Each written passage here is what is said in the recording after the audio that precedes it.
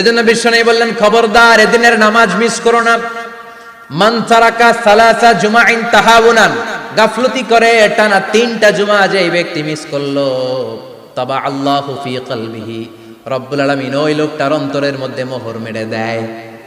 ওয়া কুতিবা ফি জুমরাতিল মুনাফিকিন, মুনাফিকদের খাতায় তার নাম তুলে দেয়। 3টা জুমা যদি কেউ মিস করে, 2টা পানিশমেন্ট। এক হচ্ছে তবা আল্লাহু ফি কলবি, আল্লাহ অন্তরে মোহর মেরে দেয়। ভালো কথা ভাল লাগে না, নামাজ ভাল লাগে না, আজান ভাল লাগে না, ইসলাম ভাল লাগে না, শুধু মौज মাস্তি ভাল লাগে, গান বাজনা ভাল লাগে, এরকম আছে না নাই? জুমার নামাজে যায় না। আরেকটা হলো কুতিবা মিনাল মুনাফিকিন, মুনাফিকদের খাতায় নাম তুলে দেয়। আল্লাহ হেফাজত করো, আরো জোরে পড়েন আমিন।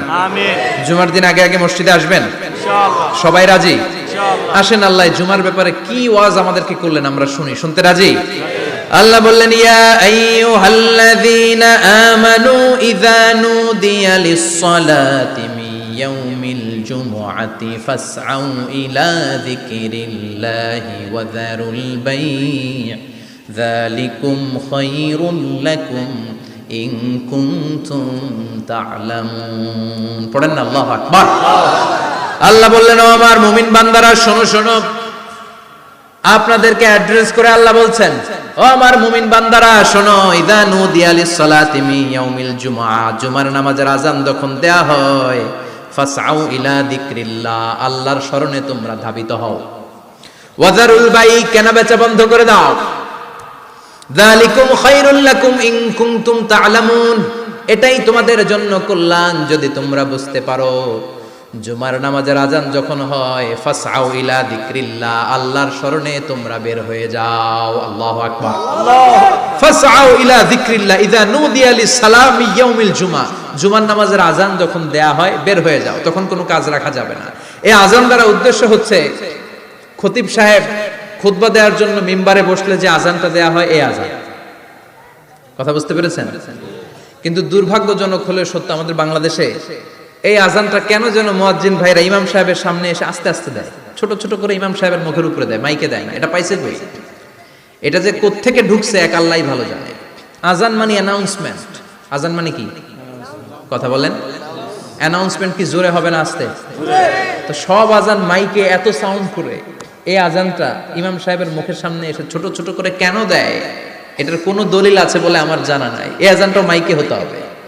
আমি পৃথিবীর যত দেশ ঘুরেছি, অনেক বড় বড় মসজিদে আমি জুমার সালাত করেছি, সব জায়গায় মক্কাতুল মুকাররমা সহ মসজিদে নববী সহ সব জায়গায় খতিব সাহেব জুমার মিম্বারে বসার পরে যে আযানটা দেয়া হয়, এটাও অন্যান্য আযানের মতো মাইকে দেয়া হয়। আল্লাহ বললেন, ইযা নুদিয়া লিস-সালামি ইয়াউমিল জুমআ, জুমার দিনে আযান যখন দেয়া হয়, এই আযান দ্বারা উদ্দেশ্য হচ্ছে খতিব বসলে যে আযান 12:30 12:15 দিকে যে আযান, এই আযান উদ্দেশ্য নয়। বিশ্বনবীর সময়ে এই 12:30 12:15 দিকে যে আযান ছিল, এটা ছিল না। বিশ্বনবীর সময় ছিল না, আবু বকরের সময় ছিল না, সাইয়েদনা ওমর ফারুকের সময় ছিল না। এটা চালু হয়েছে সাইয়েদনা উসমান যুন্নুরাইনের সময়। তখন মদিনাতে মানুষের সংখ্যা অনেক বেড়ে গিয়েছে, লোকজন আর জায়গা হয় না, মুসল্লিতে ঠাসাঠাসি। উনি ঘোষণা দিলেন, সুকে জাওরা, জাওরা নামক বিশাল একটা বাজার আছে, ঘোষণা দিলেন এখন থেকে ওই জায়গায় জুমার নামাজ হবে। মানুষ যেন আগ থেকে প্রস্তুতি নিয়ে আসতে পারে, এজন্য জাওরা নামক বাজারে উনি আর একটা আযান দেওয়ার প্রচলন করলেন। সুবহানাল্লাহ। সেখান থেকে আজ অবধি আমরা এই অতিরিক্ত আযানটা দিয়ে থাকি। এটা নবীর সুন্নাত না, এটা সাহাবীর সুন্নাত। বিশ্বনবীর সুন্নাহ মেনে নেওয়া যেমনি আবশ্যক, 4 খলিফার থেকে পাওয়া সুন্নাতগুলো মেনে নেওয়া আবশ্যক। বিশ্বনবী বললেন, আলাইকুম বিসুন্নতি ওয়া সুন্নাতিল খুলাফায়ে রাশিদিন আল মাহদিন, আমার সুন্নাত ধরবা। হেদায়েত প্রাপ্ত 4 খলিফার সুন্নাত ধরবা। কেমনে ধরবা? ইক্ষু চিনেন? ইক্ষু না গ্যান্ডারি নাকি আখ না কুশাই? হ্যাঁ, আখ। কাঁচা আখ খাই কি করে? এই সামনের দাঁত দিয়ে ভাঙে না? সামনের দাঁত দিয়ে বলে ভাঙে, চাপার দাঁত দিয়ে, এই জায়গার দাঁত দিয়ে শক্ত করে ধরতে হয়। বিশ্বনবী বললেন, আব্দু আলাইহা বিন নওয়াজিজ, আমার সুন্নাত আর সাহাবীদের সুন্নাতকে চাপার দাঁত দিয়ে আঁকড়ে ধরে, যাতে ছুটে না যায়। চিল্লায় পড়েন আল্লাহু আকবার, আল্লাহু আকবার। এটা সাইয়েদনা উসমানের সুন্নাত। বিশ্বনবী বললেন, ইযা নুদিয়া লিস-সালাহ মিন ইয়াউমিল জুমআতি ফাসআউ ইলা যিকরিল্লাহ, জুমার দিনে আযান যখন দেয়া হয়, ফাসআউ ইলা যিকরিল্লাহ, আল্লাহর স্মরণের দিকে ধাবিত হও। দেরি করো না। দেরি করা যাবে না। আজান হইলে কোনো কাজ রাখবেন? কোনো ব্যস্ততা থাকবে?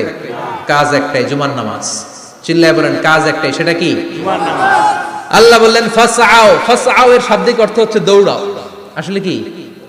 তো এই দৌড়াও দিয়ে আসলে দৌড়াও বোঝানো হয়নি, এটা দ্বারা বোঝানো হয়েছে আল মুবাদারা ওয়াল ইহতিমাম, ইম্পর্টেন্স দেয়া, এমফাসাইজ করা, গুরুত্বের সাথে আগে আগে প্রস্তুতি নাও। ফাসআউ দ্বারা দৌড়ানো বোঝানো হয়নি। প্রমাণ কি? কারণ বিশ্বনবী দৌড়ে দৌড়ে নামাজে যেতে নিষেধ করেছেন। বিশ্বনবী বলেছেন ইদা উকিমাতিস সালাহ, মনোযোগ দিয়ে শুনে, ইদা উকিমাতিস সালাতু ফালা তাতুহা তাসআউন ওয়া আতুহা তামশুন আলাইকুম বিসাকিনাহ ফামা আদরাকতুম ফাসাল্লু ওয়া মা ফাতাকুম ফাতিম্মু। যখন নামাজ শুরু হয়ে যায় দৌড়ে দৌড়ে যাবে না। তামশুন, হেঁটে হেঁটে যাও। আলাইকুম বিসাকিনা, ধীরে ধীরে যাও। ফামা আদরাকতুম ফাসাল্লু, ইমাম সাহেবের সাথে যে যত রাকাত পাবা পড়বা। ওয়া মা ফাতাকুম ফাতিম্মু, যেটা ছুটে যায় নিজে নিজে পড়ো, কবুল করে নেবে কে? আল্লাহ। কিন্তু দৌড়ে যায় নামাজ ধরা যাবে? খবরদার, ধীরস্থির ভাবে যাবেন। হাঁটার মধ্যে একটা গুরুত্ব দিয়ে তাড়াতাড়ি ধরতে চাবেন, কিন্তু দৌড়ে যাওয়া যাবে? নিষেধ করেছেন। অনেক মুসল্লিরা এটা করে। ধরেন মাগরিবের নামাজ, অজুখানাতে মুসল্লিরা ওযু করতেছে, ইমাম সাহেব নামাজ শুরু করেছেন আল কারিআতু মাল কারিআ ওমা আদরাকা মাল কারিআ, মুখস্থ আছে না সবার? মুসল্লি মনে করতেছে ওযু হইছে আমার অর্ধেক, এখন যদি তাড়াতাড়ি ওযু না করে দৌড় না দেই রাকাত পাওয়া যাবে?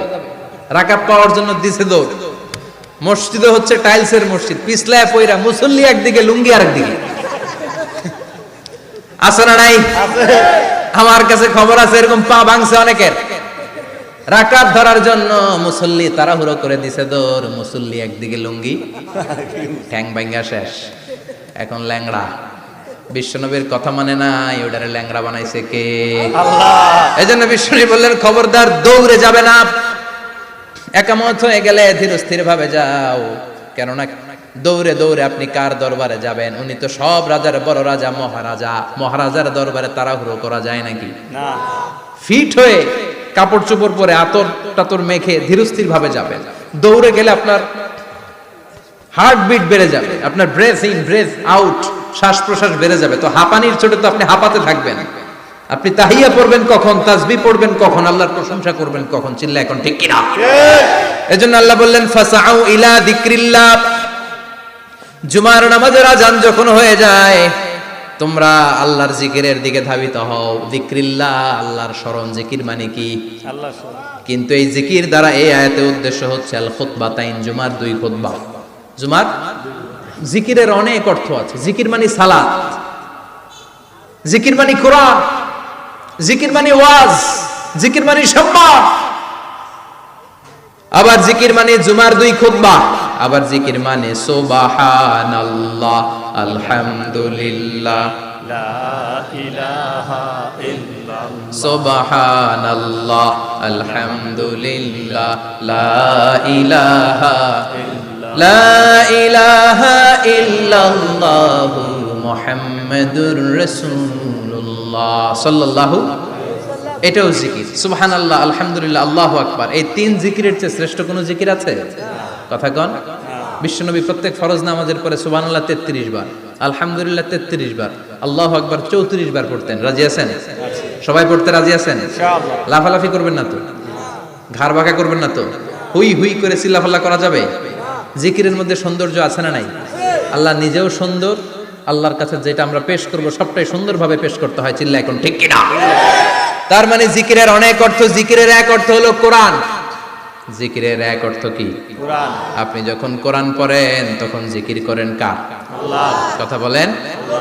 আবার আপনি যখন নামাজ পড়েন জিকির করেন কার? আল্লাহ। আবার আপনি যখন লা ইলাহা ইল্লাল্লাহ এটা পড়েন জিকির করেন কার? আল্লাহ। ঝিনুকের ভেতর লুকিয়ে থাকে যেমন মতি, ঝিনুকের ভেতর লুকিয়ে থাকে যেমন মতি, কালমা শাহাদাতে আছে আল্লাহর জ্যোতি, কালমা শাহাদাতে আছে আল্লাহর জ্যোতি। পড়েন সুবহানাল্লাহ। সুবহানাল্লাহ। লা ইলাহা ইল্লাল্লাহ সবচেয়ে শ্রেষ্ঠ জিকির।